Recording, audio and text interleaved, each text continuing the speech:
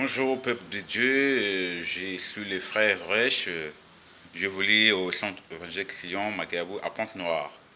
Donc, dans le département de Pointe-Noire, je suis là comme frère, évangéliste. J'aime prêcher la parole de Dieu, j'aime parler du Seigneur Jésus-Christ aux gens, parce que Dieu est bon dans nos vies.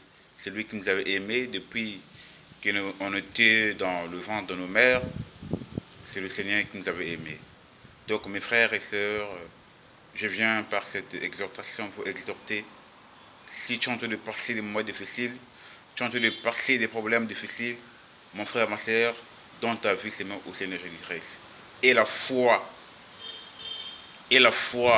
que la chose que tu es en train de vouloir que Dieu puisse te donner, tu vas le recevoir avec la paix. La Bible dit que la foi, c'est une démonstration de choses qu'on ne voit pas. C'est-à-dire qu'une chose que tu es en train d'espérer, une chose que tu es en train d'espérer que Dieu va faire quelque chose, c'est la foi. Il faut avoir la foi à quelque chose. Mais notre foi, c'est le Seigneur d'abord. Il faut d'abord croire au Seigneur Jésus-Christ. Il faut d'abord croire à sa parole. C'est là que tu verras la foi de Dieu. C'est là que tu verras que Dieu va se manifester dans ta vie. Il faut avoir la foi d'Abraham. La foi qui soulève les montagnes. La foi qui peut, tu déclares une parole et cette parole va se réaliser. Parce que Pierre avait peu de foi.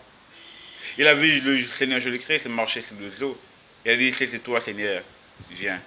Mais quand Pierre a marché, il a fixé le Seigneur Jésus-Christ, mais il a fixé l'eau. Il a regardé l'eau et il est tombé. Voilà, Dieu a dit, un peu de foi. Pourquoi tu as-tu douté?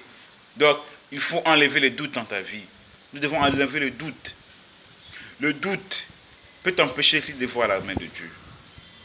Le doute peut t'empêcher ici de voir quelque chose que tu es en train de vouloir que le Seigneur puisse te donner. Il faut enlever le doute. Croire et la foi. Bâche la foi quelque chose que tu es en train de faire, que Dieu va faire quelque chose dans ta vie. Dieu va changer ma vie. Dieu va changer la vie de mes enfants. Dieu va changer la vie de ma famille. Il faut croire que le Seigneur existe dans ta vie. Crois seulement et tu verras la gloire de Dieu. Crois seulement au Seigneur. La Bible dit que là-haut est impossible. Tout devient possible pour le Seigneur. Crois et tu verras la gloire de Dieu. Tu verras la main de Dieu. Tu verras que Dieu va transformer ta vie. Tu verras que Dieu va changer ta vie.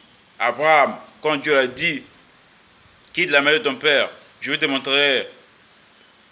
montrerai là où je vais partir. Mais Abraham est parti. Il a quitté la maison de son père. Il est parti. Mais il ne savait pas là où il partait.